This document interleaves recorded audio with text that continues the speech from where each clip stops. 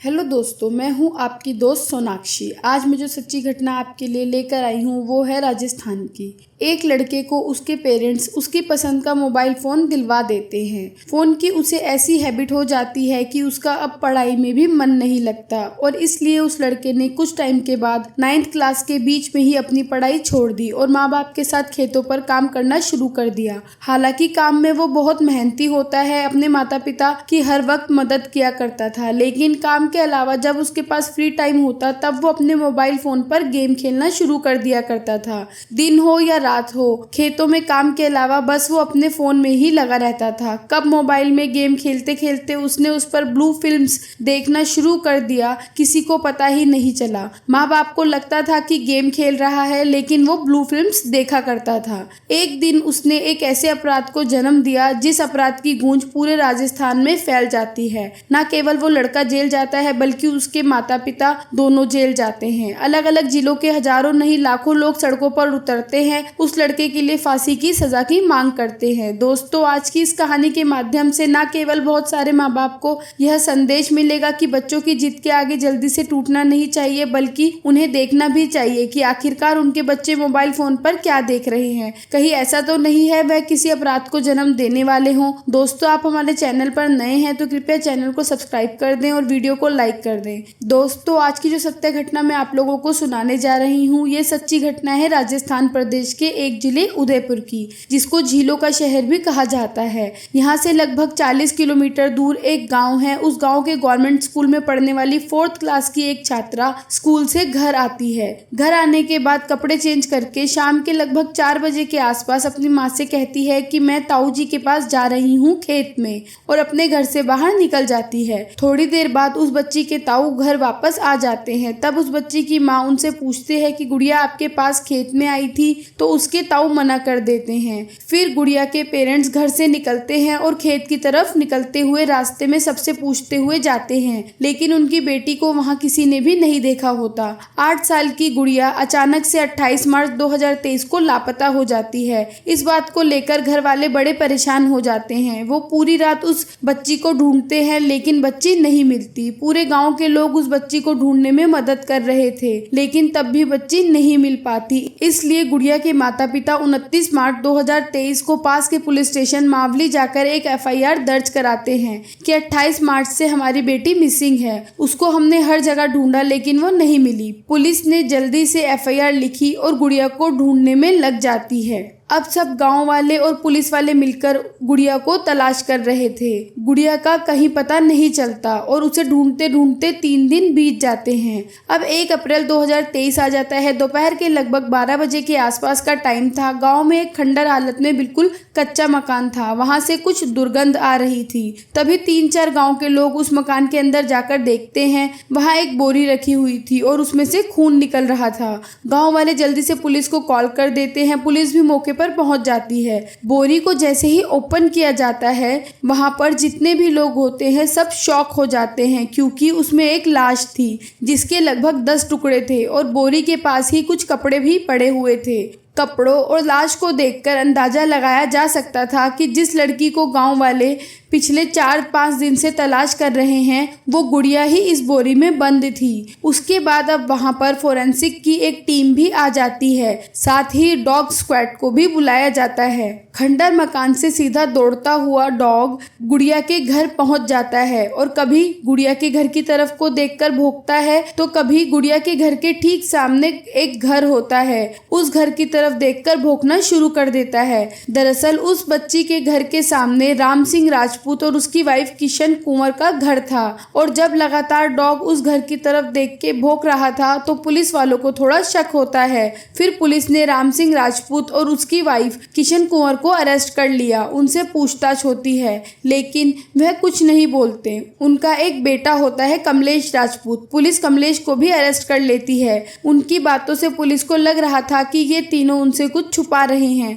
इसलिए पुलिस उनके घर जाती है तलाशी लेने के लिए। उनके घर में एक रूम के अंदर बेडशीट पर खून के कुछ धब्बे थे और बाथरूम के अंदर भी खून के धब्बे थे। अब पुलिस ने इन तीनों से बारी बारी से पूछताछ की। पुलिस इन्हें बताती है कि उन्हें पता चल गया है कि इन्हीं तीनों ने उस बच्ची को मारा है। तब माँ बाप तो कुछ नहीं बोलते, लेकिन लड़का कमलेश जो 21 साल का होता है वो अपना जुर्म कबूल कर लेता है और बताता है कि फोन में गेम खेलते खेलते कब उसको ब्लू फिल्म यानी कि गंदी फिल्में देखने की आदत लग जाती है उसको पता ही नहीं चलता।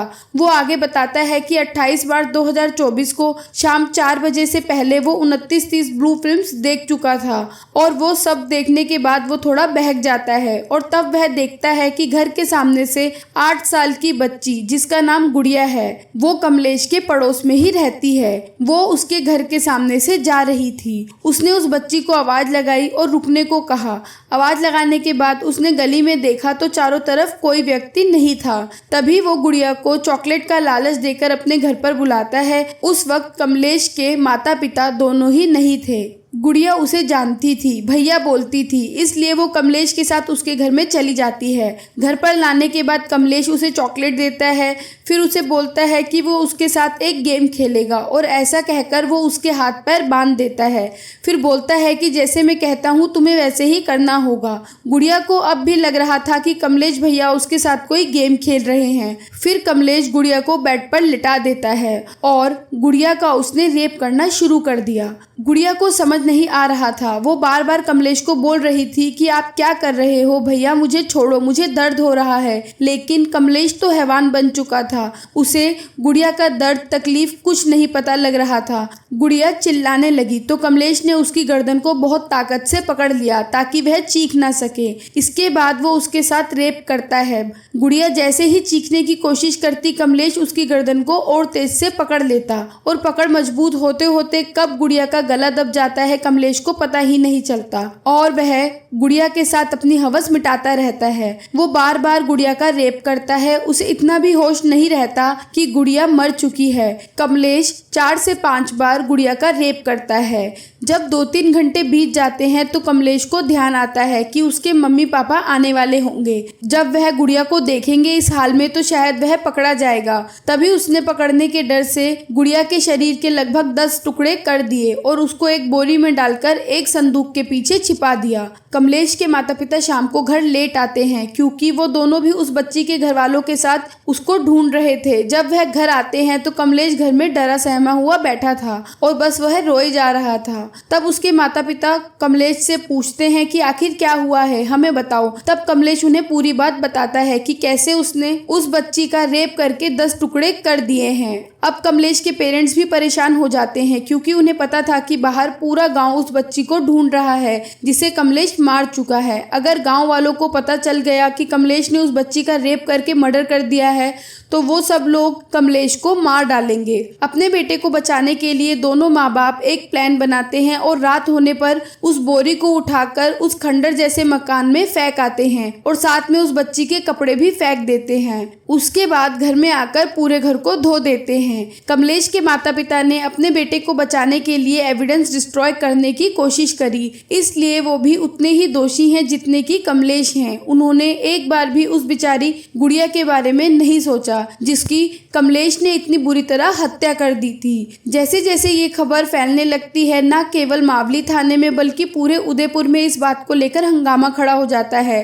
पूरे प्रदेश भर में लोग सड़कों पर उतर आते हैं और कहते हैं कि कमलेश राजपूत को कम से कम समय में फांसी के फंदे पर चढ़ा दिया जाए। पुलिस की कोशिश है कि कम से कम समय में इस आरोपी को फांसी के फंदे पर पहुंचाए और गांव के लोग भी यही चाहते हैं। आगे भविष्य में क्या होगा वह कोर्ट तय करेगा, लेकिन जो इस लड़के ने किया वो वाकई में ही अपने आप में बहुत भयानक था। दोस्तों, हर पेरेंट्स को इस तरह की घटनाओं से सबक लेना चाहिए कि उनके बच्चे आखिरकार क्या कर रहे हैं, क्या देख रहे हैं मोबाइल फोन में। पेरेंट्स को पता होना चाहिए। तो दोस्तों, कैसी लगी आपको यह सत्य घटना कमेंट करके जरूर बताएं और आपने अगर अब तक इस चैनल को सब्सक्राइब नहीं किया है तो प्लीज़ चैनल को सब्सक्राइब कर दें। आपका एक सब्सक्राइब मुझे बहुत मोटिवेट करेगा आपके लिए वीडियो बनाने के लिए। दोस्तों, मैं बहुत बहुत मेहनत और रिसर्च करके हर एक वीडियो आपके लिए लाती हूँ, ताकि आप सब लोग अपने आसपास हो रहे क्राइम से सतर्क रहें और अपना तथा अपने परिवार का भी ख्याल रखें। और दोस्तों, प्लीज़ बेल आइकन भी प्रेस कर दें ताकि हमारी नई वीडियो आते ही आप तक पहुंच जाए। तो दोस्तों, जल्द ही मिलते हैं एक और नई सत्य घटना के साथ।